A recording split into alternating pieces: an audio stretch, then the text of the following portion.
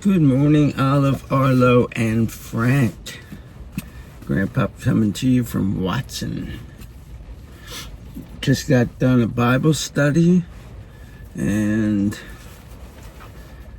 we were in Genesis chapter 38. But today, and I'm waiting for the rain to stop. I'm at the church where the Bible study was. I'm going to head over to the gym and work out, but it's pouring rain. It's been pouring rain for the last 2 days. This is a rainy part of the world. So anyway, in Leviticus chapter 15, we're dealing with bodily discharges. So if you were grossed out by the skin diseases, you'll probably be grossed out about the bodily discharges.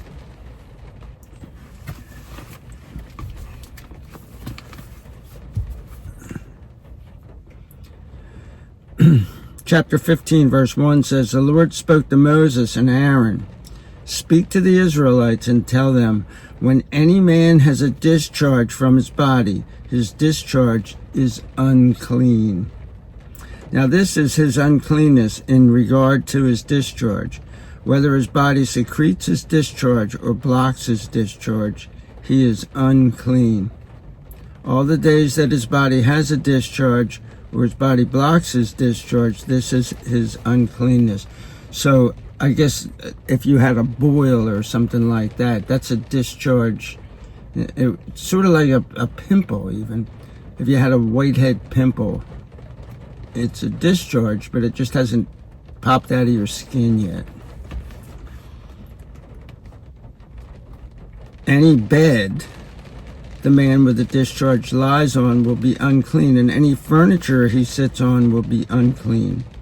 Anyone who touches his bed must wash his clothes, bathe in water, and be unclean until evening. The one who sits on the furniture the man with a discharge sits on must wash his clothes, bathe in water, and be unclean until evening. The one who touches the body of the man with a discharge must wash his clothes, bathe in water, and be unclean until evening. The one who touches the body of the man with a discharge must wash his clothes, bathe in water, and be unclean until evening. If the man with a discharge spits on a person who is ceremonially clean, that person must wash his clothes, bathe in water, and be unclean until evening. And it's interesting that this came up because there was a guy named Jalen Carter who, he's a Philadelphia Eagle, and he spit on Dak Prescott, who is the Dallas Cowboys quarterback. He got thrown out of the game. And I guess he had a bathe in water, or Dak had a bathe in water. Yeah.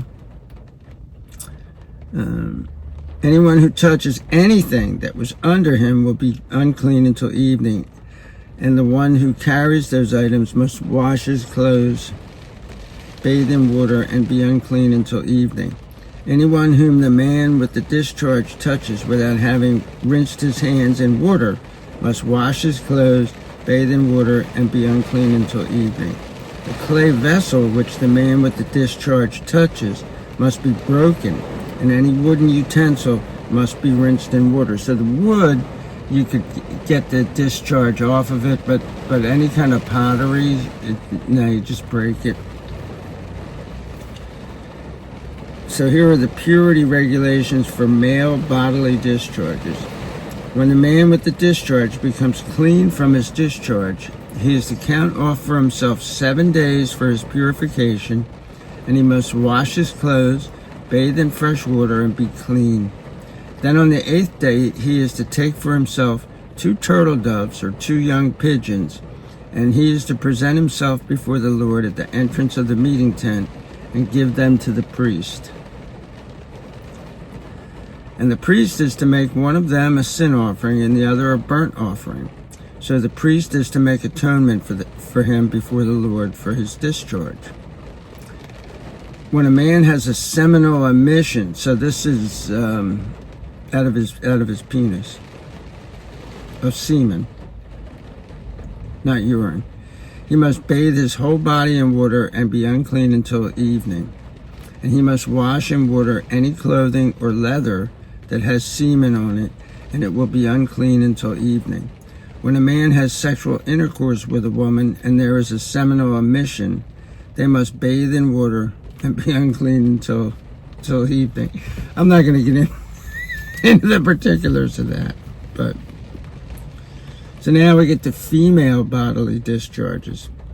When a woman has a discharge and her discharge is blood from her body, she is to be in her menstruation 7 days, and anyone who touches her will be unclean until evening. So this, we talked about this the other day, when a woman is menstruating, it seems pretty mean to say, oh, well, you're unclean. But unclean means that she's not allowed to prepare food or anything. She can't do any housework or anything. She has to relax and take it easy. So unclean doesn't mean all bad. Anything she lies on during her menstruation will be unclean, and anything she sits on will be unclean. Anyone who touches her bed must wash his clothes, bathe in water, and be unclean until evening. Anyone who touches any furniture she sits on must wash his clothes, bathe in water, and be unclean until evening. If there is something on the bed or on the furniture she sits on, when he touches it, he will be unclean until evening. And if a man actually has sexual intercourse with her, so that her menstrual impurity touches him, then he will be unclean 7 days, and any bed he lies on will be unclean. So apparently they don't want you doing it then, or God doesn't want you doing it then. When a woman's discharge of blood flows many days, not at the time of her menstruation, or if it flows beyond the time of her menstruation, all the days of her discharge of impurity will be like the days of her menstruation.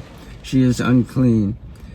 And there was a lady that had a discharge for 12 years. So she was unclean for 12 years, and Jesus healed her. That was the lady that's like, if I could just touch the hem of his garment. If I could only touch the hem of his garment. And then he went. I feel power went out of me. Any bed she lies on all the days of her discharge will be to her like the bed of her menstruation. Any furniture she sits on will be unclean like the impurity of her menstruation. And anyone who touches them will be unclean. And he must wash his clothes, bathe in water, and be unclean until evening. So here's the purity regulations from female bodily discharges.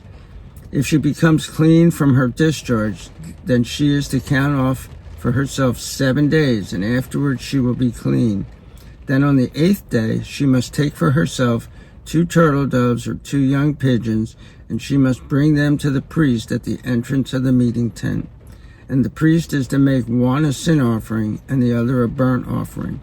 So the priest is to make atonement for her before the Lord from her discharge of impurity.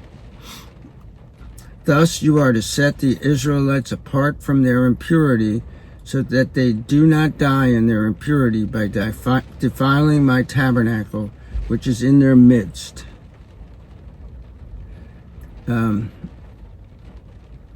This is the law of the one with a discharge, the one who has a seminal emission and becomes unclean by it, the one who is sick in her menstruation, the one with a discharge, whether male or female, and a man who has sexual intercourse with an unclean woman. So now,